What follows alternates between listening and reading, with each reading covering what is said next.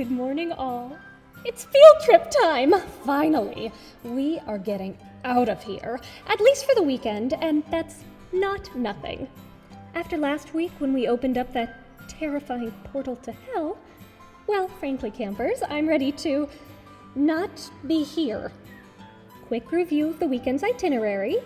We are headed to Louisiana for the big football game! I'm positive that we are going to make it there and back without any issues. Ooh, we'll be stopping in Ambrose for lunch. You could say it's a quirky town. Yes, I know about the big fire that happened there. And yes, I know about Trudy's House of Wax. But that's ancient history. The same story can't be remade more than once. Or twice. Just to be cautious, we will have some extra chaperones along for the trip. Everyone, please give a warm Camp Wanna Slay You welcome to Paige and Wade! They're here for the weekend to help out and certainly will not be harmed in any way. Maybe I shouldn't have said that last part out loud. They'll make it to the end, right? Well, whatever. Stay hopeful and stay alive!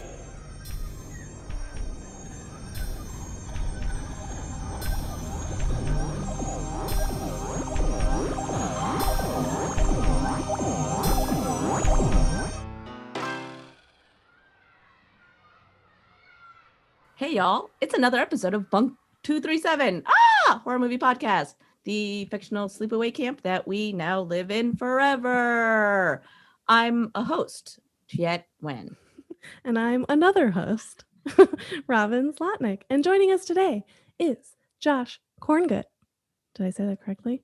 Yeah, I feel like there's so many ways to say it, and I like the way that you chose to. It was a good one. I got it wrong. No, it was classy. Usually I'm like Josh Korngut, and it's not how to do it, but I just feel like I've given into it. So I'm Josh Korngut. I am a filmmaker and a podcaster in Toronto, Canada.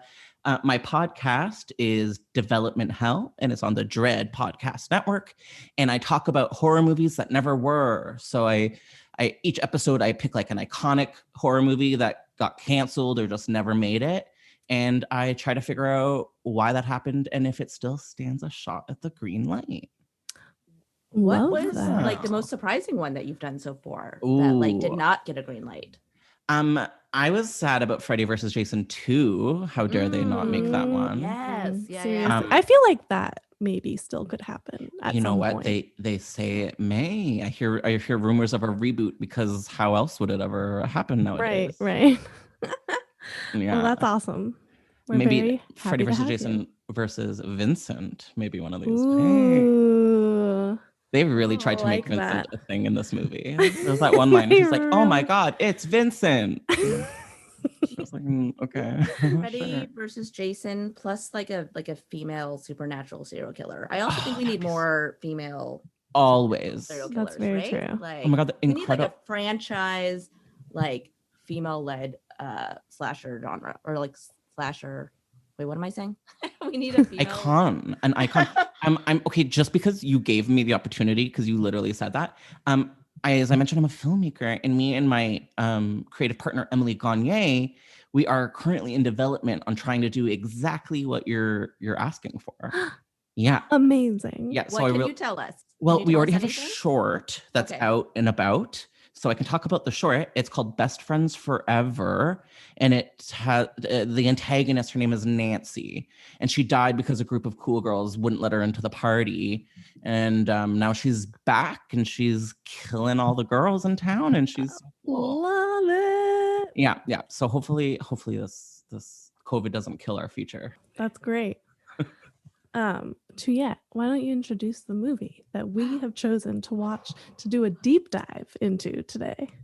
I am so excited to introduce this movie because we are living for the mid-aughts remake of House of Wax. Yes. And I say remake very, very loosely, based on the 1953 Vincent Price feature of the same name, which was also based on another story and another story. It bears very little resemblance to that film. They both have wax museums and fires, and their titles the same. But this 2005 House of Wax is a very fun, very basic slasher that hits all the sort of slasher bullet points. A group of super attractive teen in quotes, adults are on a road trip to some kind of big football game. They get into car trouble. They end up in a weirdo small town with an even weirder wax museum, aka Trudy's House of Wax. Of course, they can't help but explore the wax museum, and surprise, it's creepy as hell and run by a psychotic masked serial killer. Most of the cast dies. Mm-hmm. First question for everyone: did you die at every death scene, or what? The only thing that I remember going into rewatching this movie was I was like, I think there are cool death scenes. Like I didn't remember anything else except for that. And yeah, there were. Oh yeah. It was so gross. I was shocked by how disgusting this movie is, which I loved. Yes, and like held up, like the effects Held up. mostly, except for like when the actual House of Wax sign was like falling at the end. It was very I love like that. early early CGI. Okay, I love the House of Wax sign. So one of my notes is that I love that they committed to using the movie logo as the actual House of Wax logo in it multiple times. Absolutely. And I was like, that's Absolutely. good. Yeah. I love that. I love good logo work. For sure, like this is a movie for me where like I'm not watching it for the plot, like I'm watching it for the death scenes. It is like over the top and like visceral and like gory, but the kind of like exaggeration that like I can really tolerate as a human being, because it's like so crazy that it's very, very cool. Like it makes me cringe, but also like squeal in absolute delight. Oh yeah, it's mean in a fun way. Yeah, exactly. Which is good, because these movies are not always mean in a fun way. Like this is the era of Hostel and Texas Chainsaw Remake, and those are good, I guess. But like this one, I don't know. Like it didn't stress me out in the same way. Totally. No. Yeah, and I think mean in a fun way is also a good way to describe Paris Hilton. Yeah. Like as a sort of her brand in the 2000s is like mean, but in a fun way is absolutely kind of what she was about, I think, in this era.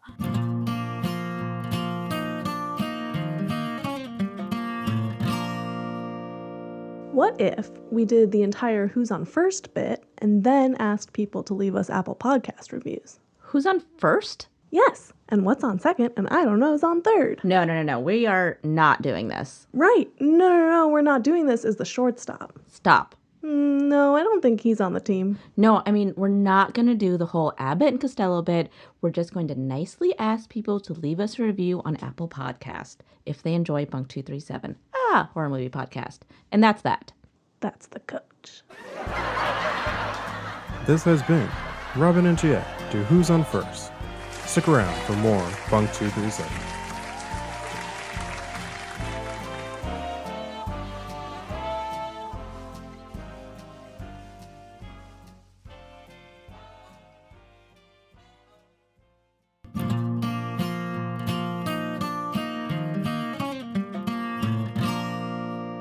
And I love that this was like peak Paris Hilton era. Mm-hmm. It absolutely is the reason that I like went to the movie theater to see Oh this. yeah. Do you remember how they advertised "See Paris Die"?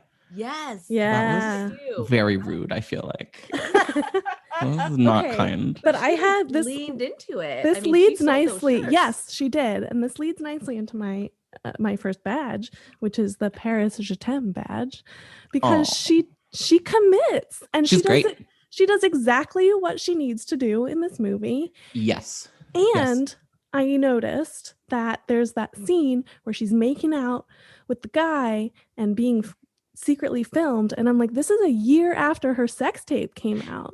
Yeah. Like, what a good fucking sport. Yeah. This movie did her dirty, in my opinion, but I loved her in it. Yeah. And I kind of feel like why do you think it did her dirty? Well, that starting off, I wrote did her dirty when they did that scene where she's blowing the guy in the car and they're filming it. I just feel like, I don't know, it rubbed me the wrong way. Yes, because it was post her sex tape. They didn't give her enough to do. And I feel like she was better than most other people in it. I'm sorry, Alicia Cuthbert, was that her name? Yeah, Cuthbert. Love her. She cannot carry a movie. Stop letting her. They did stop letting her. But yeah, Paris killed it, I think. Yeah, and that was totally the era of like that caliber of celebrity just being totally taken advantage, like just Oh. raked over the coals. We weren't even pretending to be treating them okay back then. No, No, not not at at right, all. exactly. That was like peak TMZ tabloid gossip. Yes. Especially to sort of like young Hollywood, young women, Yes. Nicole Richie, Paris Hilton, like at the forefront of that. And it was a Lindsay. strange, almost like Lindsay Mhm. Lohan, a very like strange symbiotic relationship. Or that's what we felt at the time, right? We Yeah, were like, Brittany, don't oh, forget about her. yeah, oh yeah, totally. And we're like, oh, Never. they're getting off on it. But obviously now in retrospect, like a decade and a half later, we're like, Wow. oh, actually that was incredibly harmful. Horrible what we did to these women, girls, even at the time. Yeah. But they are truly my icons. And I think the day culture died is the day that Kim Kardashian sort of usurped Paris Hilton. And I kind of think nothing has been okay ever since. Wow. Yeah. Big. That's That's a hot take. statement. Yeah. I stand by yeah. it. I'm still Team Paris today, which I mean, feel like is oh, not that yeah. hot of I a don't take. disagree. Yeah. I met Paris Hilton once, Shut up. What? many years ago. I was working at a music festival. I was working backstage and I was driving a golf cart and she needed a ride. And I'm going to tell you, I was not supposed to give people rides, Wow. but she needed a ride in the golf cart backstage. And I was like, okay. And I'm pretty young at this point. And she was very, very nice. And it was her and her friends. And then when I dropped her off where she needed to be, she gave me a hug Oh my God. and in her Paris Hilton voice said, "Thank you so much." And my God. my heart was like, oh my God, I'm going to remember the sound of her telling me thank you forever. I'm never gonna forget you telling me that time. It's Forever. so true. I'm gonna remember that Oh story my for the rest of my life. I'm God. gonna forget you before I forget that story. No offense. I loved it. so much. Oh, You Paris. should just start That's saying it like that. It's the best. iconic, incredible story. It's so good. Oh, I And love Paris. I also wanted to give her I feel like we should have like a Paris Hilton award ceremony, a whole Yes, section yes, because she's yes. getting all of the badges for this one. I had the reason this movie exists badge to Paris Mhm. for like not being the main character, but somehow being the main attraction. Absolutely the main attraction. The main event, even. The main event. She's on the poster, the big PR campaign. Her death scene just Is that her on the poster? I'm pretty sure it's The her on drippy poster. lady? Yeah, the drippy. Cool. I mean, doesn't that look like her? It does, absolutely. Right. I don't know if it is actually her, but I do think that they played off the fact that it was like a Yes. Paris sort of image. Must have No? been. Yeah. Totally. Do you think that was her hair? There's no way. It's extensions, right? Oh, absolutely. Oh yeah. Okay, then my badge is the extensions badge. She deserves it. She gets it. I like how it was so long, but there was no volume, which is very 2005. Yes. Oh, yes, it is. Yep. Yes, it is. Yeah. Yep, yeah. Because once we hit to 2010, like it was very volume, and I feel like now we're coming back from that. But this movie, it was noticeable. I did notice how perfect her hair looked in every scene, even like in her death scene as she's like getting impaled Yes. by the thing. You're like, Oh, that wow. was wild. Also, Great velour job. tracksuit badge. Oh yeah. Oh, This was like the height. Yeah. Yes, it So is. I want That one baby now. blue, Oh, baby blue. juicy Listen, tracks. If you're that blonde and you're not wearing baby blue, what are you doing? Yeah, right? Yeah. Yeah. I did have sort of a related badge to that scene, that sex scene. Mm. And it's the subtly subversive badge. Because if you think about it, Paris and whatever that guy's name, Her boyfriend. Blake. Blake survive basically until the end, specifically because they wanted to stay back and have sex. Good for them. Right? And Usually and the sexy people die first. right Right. away. That's a good right little away. slasher. Yeah, a little bit of a subversion of the I was slasher. thinking Yeah. about that too. I feel like, is this the first time where they were self-aware that they could not kill the person of color immediately?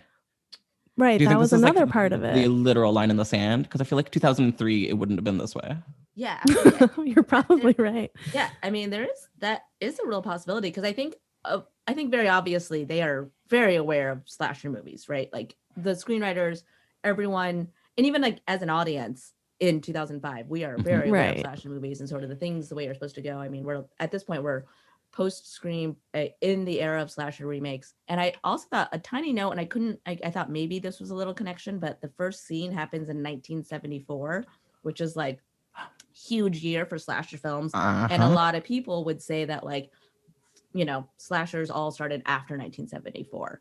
And I don't know if that was on purpose or just something just to kind Oh, of it notice. must But it have was like, been. It had, right? yeah. This Very movie was interesting. pure Texas Chainsaw Massacre energy Oh, absolutely. at times. Absolutely.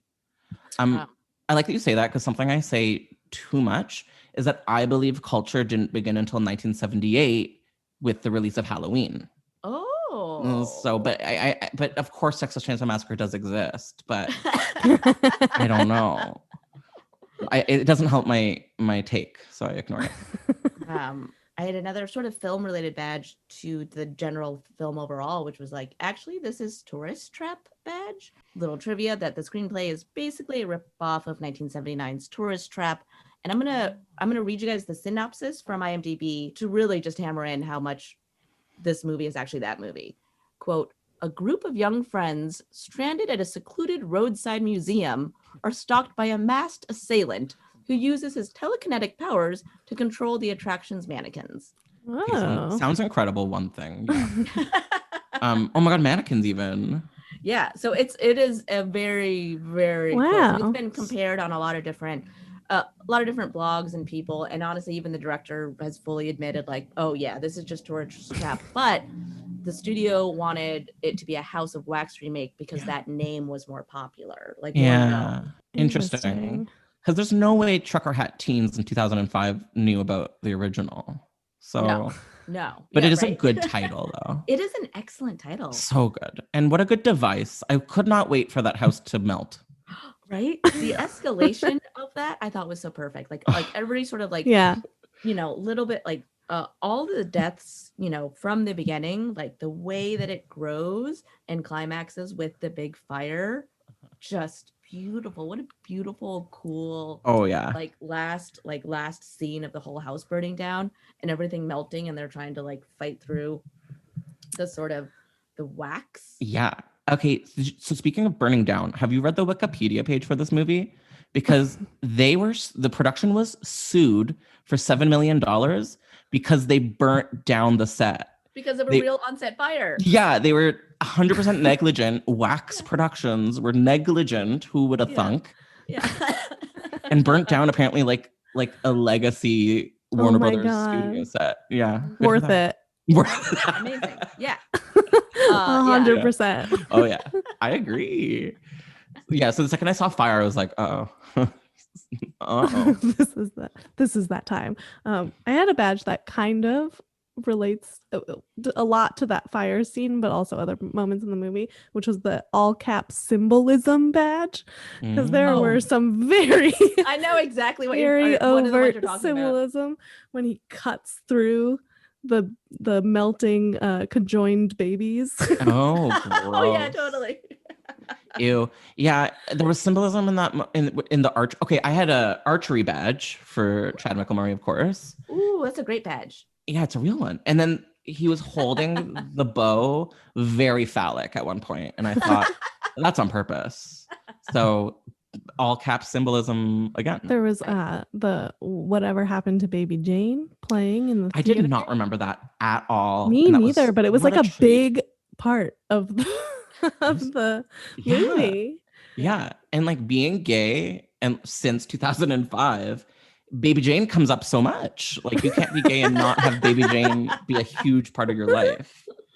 So I was thrilled to see it. That movie theater scene, there's a scene in the movie where the bad guy is hunting down the two leads, and they pretend to be wax Yes. like mannequins in the audience, and it's so stupid but so good and effective. Like somehow he's not going to be able to tell. Yeah, totally. And the killer he's doing that thing where he's like counting the wax figures. He's apparently had them like memorized, Of course, he made them. So, but he also is like, I feel like if he knows it that well, I think he should be able to see who's like. You know what else was is that in the back? Such a good detail in that scene specifically was the extent to which the bodies were just rotted away inside. Like So some of gross. them were dusty, some of them were still like smushy. It was just like There's a lot of it was smushiness. So good. Yes, lot of so good and gross. And it's funny how they could turn such cheap mannequin like statues into like effective scary moments because they put it in your mind that there's someone in there. Meanwhile, it's just like a stupid carnival ride attraction thing. But I'm like, no, it's a Yes, lady. totally. Yeah. Well, what's interesting is a lot of the wax figures are the extras are actual real people that are just wearing masks because that was I love that. actually cheaper, which makes sense, than actually getting all these wax figures made. Mhm. But also, I think for the effect of them looking realistic, it's like, oh, they were actually people. Have you ever been in a wax museum, either of you? Yeah, I mean, I think I've been to like Madame Tussauds. have you? I have never been to Madame Tussauds. Would you go to a Madame Tussauds? Or do wax figures scare you? They're weird. In where I am in Toronto, you probably are aware of Niagara Falls, right? Mm-hmm. It's like a very honeymoon destination, and there's all sorts of like very like trashy kind of touristy things to do. And for the longest time, they had the worst wax museum on earth, where it was like just like the worst like Bart Simpson you could ever have imagined, like stuff like that. Oh, wax Bart Simpson. Yeah. I feel like yeah. that would the be whole idea. family. So and you could fun, like though. sit with them on the couch. And then there was like the scary section where there was like a strobe light. Yeah. It's weird. Very uncanny valley more than it is actually scary. Yeah, I feel like that's even scarier though. Yes, it is. I did want to give some sort of maybe like artistry badge, I think, to Bo and Vincent, because like on the one hand, it is super gross and weird, but on the other hand, they're very skilled at making wax figures, even though they're using real people. But it's like, when he's shaping it, and there's that one scene early on where you see him like sort of shaping the body of a woman, and you're like, yeah, and you're like, wow, all right, actually, that's like pretty realistic. That's like a lot of skill. One of my notes is just wax boobs because it was so long. They had to, I guess. They just had to happen. It had to happen. They have to hit all of those things in this movie. I gave them an arts and crafts badge. I know I'm not really supposed to be giving out real badges, but I chose to. I love you it. Give out any badge once. We have no rules here. Okay, amazing. Yeah. I definitely, they deserve the arts and crafts award, I think. They absolutely do. It is. I mean, like not just the wax, but like that contraption he built to like hold the bodies together. The whole town. The whole town. Yeah. I loved the town. I mean, a whole building made of wax, plus all of the like inside of the wax museum. The fact that like the floors and like every piece of furniture, like honestly, like that's pretty impressive. It's cool. It's kind of like an ice hotel, but less cool. Wax. I wanted to give a that's hot badge to the entire movie. Mhm. For one, having a super hot ensemble cast. Two, literally being a movie about hot wax. Yeah. And like three, duh. Yes. Again, always comes back to this. Paris Hilton. And the fire that burned it all down. Yes. I also had a badge for the cast, which Shane actually helped me name. It is the One True Bill badge. Wow. Because it is the most 2005 cast of characters. Oh, it's it was like shocking. If someone was like, try to cast a movie that would have come out in 2005, it would be all of those people. I'm in love with the guy that wears the trucker hat. I don't remember his name. Okay, his name is John Abrams, the gross friend with the trucker hat. Mm-hmm. Yes. I was like, why am I in love with him? And then I remembered he's the guy from Scary Movie. And I saw that as a child and I was like, wow, hotness. He's also in Kids, which is not a hot movie. Oh, what a guy. Wow. But it makes sense. I had a related badge for him, which is the Trope Graveyard badge, about the one guy who brings the camera along on trips to like record everything, and then that being used against them later. It just doesn't happen anymore. And like, I'm sorry, but cell phone videos just hit different. Absolutely. I think that like the camcorder footage from the mid 2000s is like, it works like, every that time. That showed up in so many movies, and it showed up in a lot of horror movies of that era. Totally. Because the voyeurism of it is always a little creepy, right? Everything looks like the Paris Hilton sex tape. Everything's in like green vision. Yeah. Again, honestly, what a good sport. What a good sport she was. She's good. She's in another movie that I love called Repo the Genetic Opera. Are you guys familiar? Yes. Yeah. I remember Repo. Yeah, I loved Repo when I was like, 18. And I feel like you shouldn't see it after you're 18, and I probably never will. But she was in that. I don't remember if she was good. She was in it. She had a song in it. I think we're, in general, even as a horror community, I think we're coming back to these 2000s remakes that we all kind of hated back then. Oh, I mean, listen, I feel like some of us that never left. It's the mid to older millennials. Hi. Yeah, seriously. Yeah. No, I hear you. The movie is definitely better than they allowed it to be. I think it's like the root of it is we hate women, and I think we hate Paris Hilton because we hate women, and then we hated this movie because we hate Paris Hilton. So I kind of think it all comes down to that at the end of the day. Yeah. And the women in this were also it was like Paris and Alicia Cuthbert, you know. Speaking of hating women, I liked Alicia Cuthbert in this movie. And it's maybe I didn't like Alicia Cuthbert, but I liked her character. And it was like one of the few movies where I was like, oh, like I don't want her to die. Like she deserves to live. She's doing a lot of work. She had a lot to do. That's true. It would have been rude if they had killed her. I love her. I'm a big Happy Endings fan. Mm-hmm. I love me her too. On that.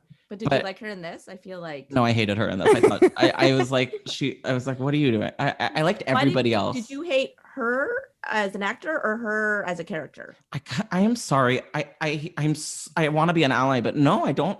It was her. It was her. I feel like I just feel like there were a moment. Oh my god, the scene where she sees her dead friends in the back of the pickup truck with Paris Hilton's in the dead, and she's looking out the window and she just goes, "No," and it was funny. It was bad.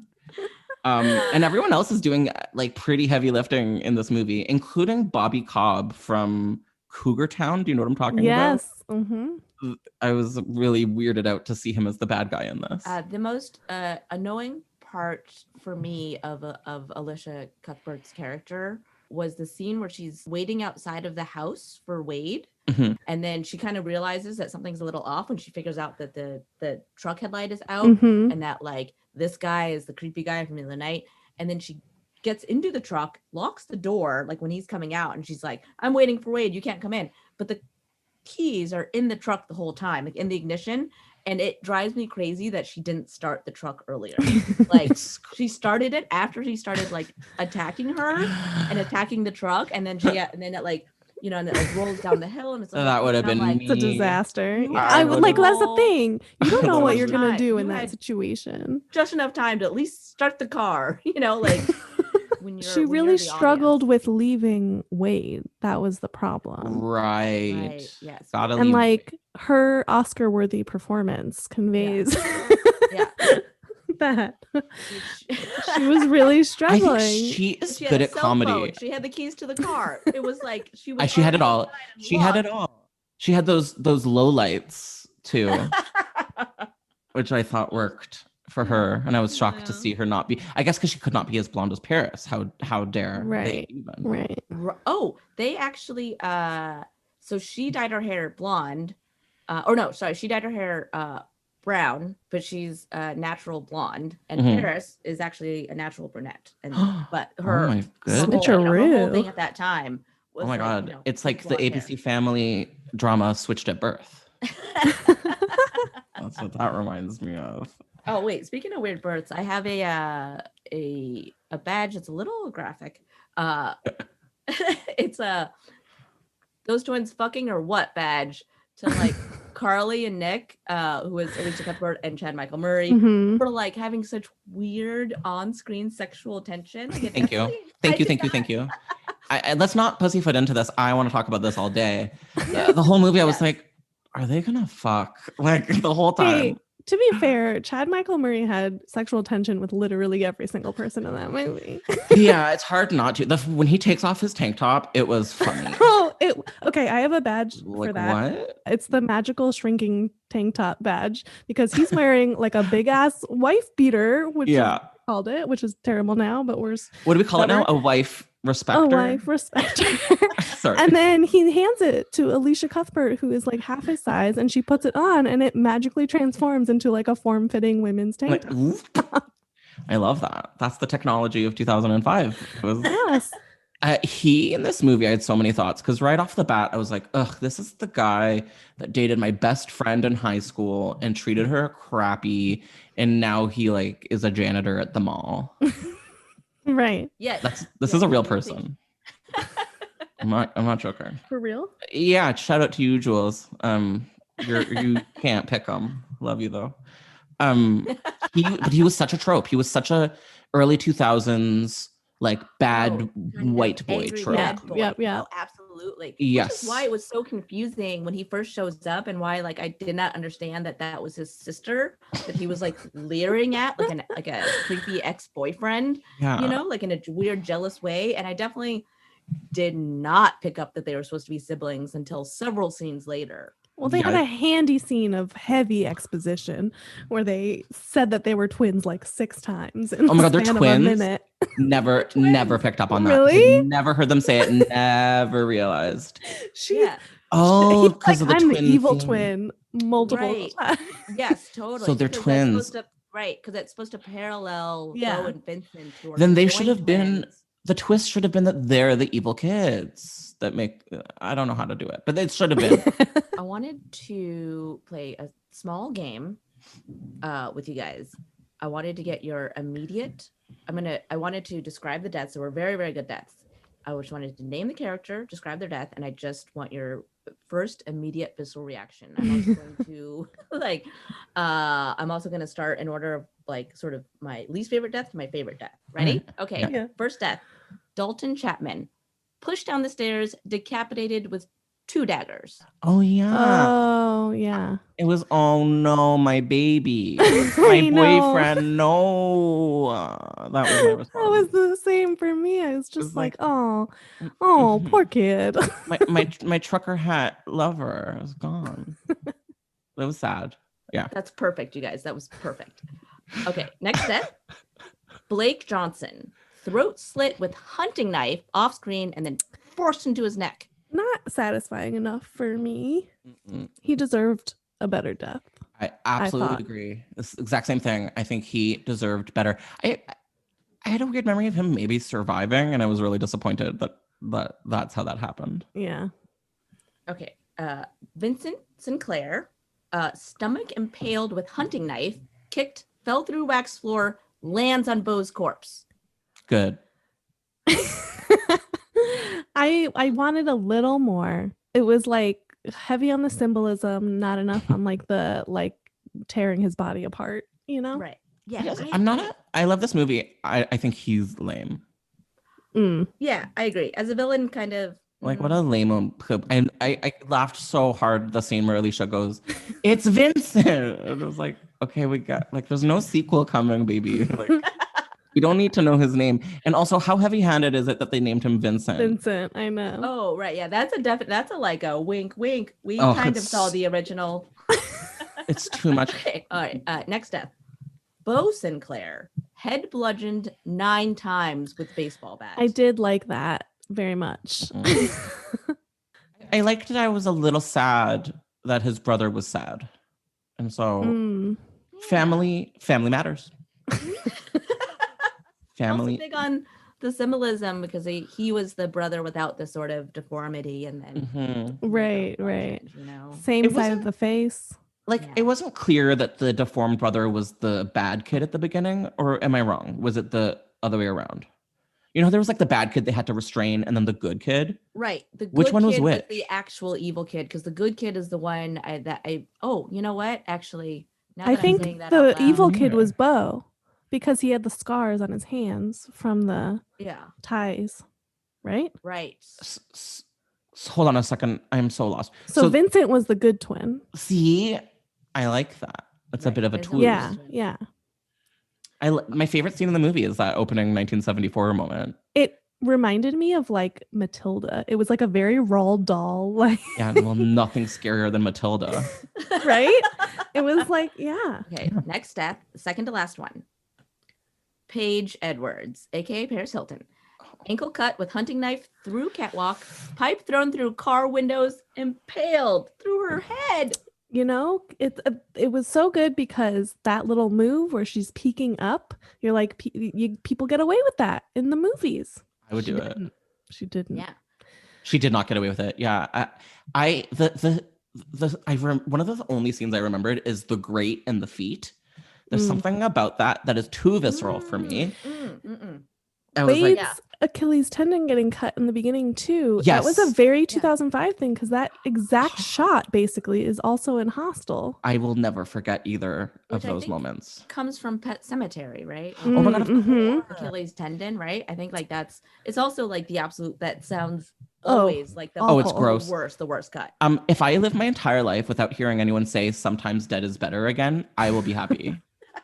You remember in 2019, like that's all you ever heard. I'm so mad about that. And the other moment that I remembered and I had to turn the volume off for it was the glue lips. Oh, yeah. That was rough. Do you guys want to say what happened there? Because I feel like it's important.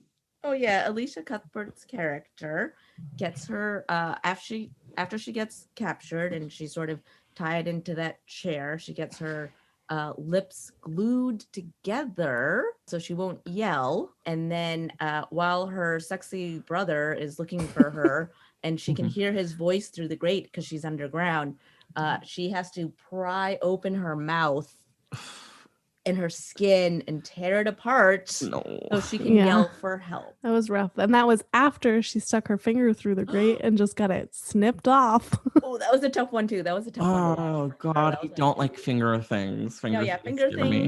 Tendons. It was such a good moment though, because it was like Chad Michael Murray was just like turned the other way for a second, and Bo just like did it real quick. It was just like I just loved it. It was deranged. So deranged. So fun. It is fun. It's weird to have a horror movie where the bad guy is not a reveal, where like the bad guy is just like, and then I find it doesn't work ultimately at the end of the day. Do you remember the Prom Night remake? I'm sorry to ask that. They did that in the Prom Night remake where it's just like a guy walking around and you know who it is the whole time. Yeah. There's not enough mystery to that. Well, I didn't mind it in this movie because I don't think that I don't think that the villain was the main thing. You know, I don't like their whole sort of weird conjoined twin story and whatever. Like, I really feel like, again, this is in the movie where like I'm not watching for plot, for the mystery, absolutely not for the mystery. Right. Watching it for the cool deaths, which brings us to the last death, not the last death in the movie, but the last death that I'm going to ask you about, which is Wade Dalton, heel cut, chest impaled with scissors, turned into a wax statue, lower half of face flayed off. That was too. I have a badge for this.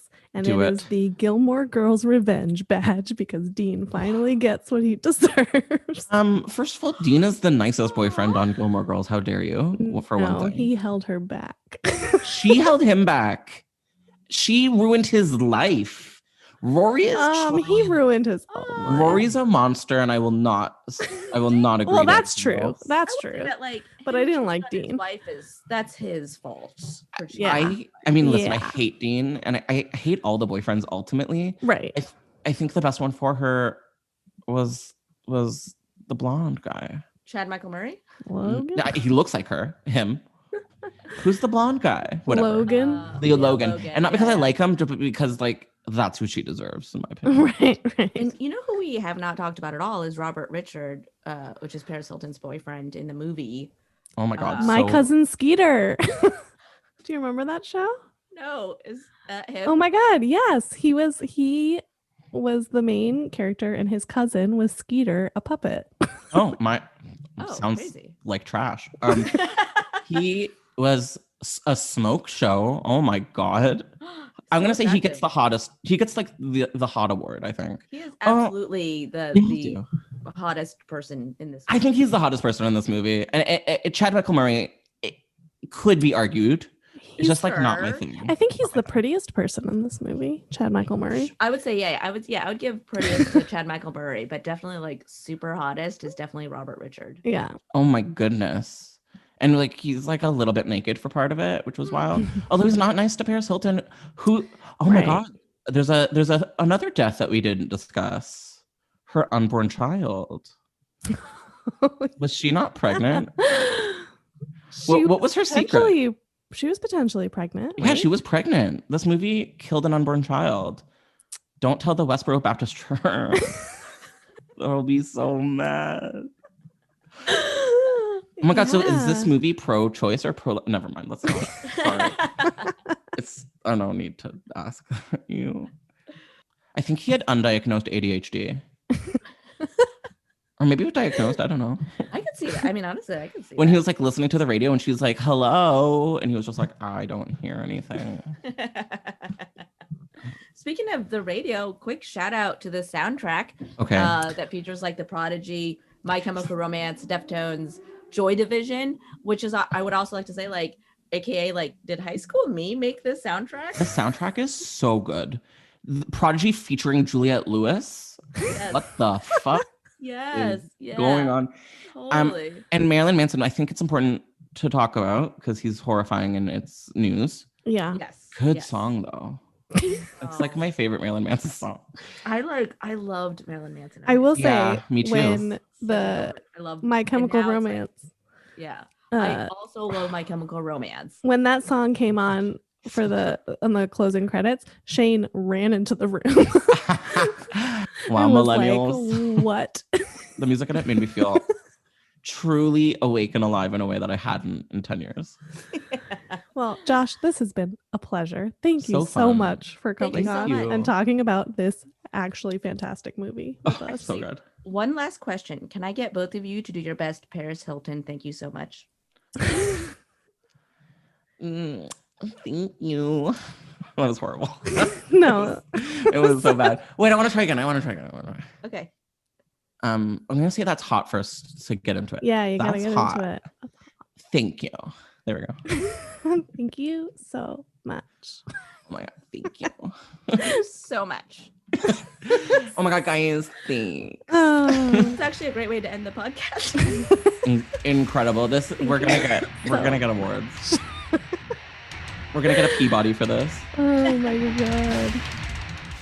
Bunk 237, a horror movie podcast, stars Tuyet Wen and Robin Zlotnick as the final girls of Bunk 237, and introducing Alex Skoke as camp director Susan Check. The show is produced by me, Shane Segretti.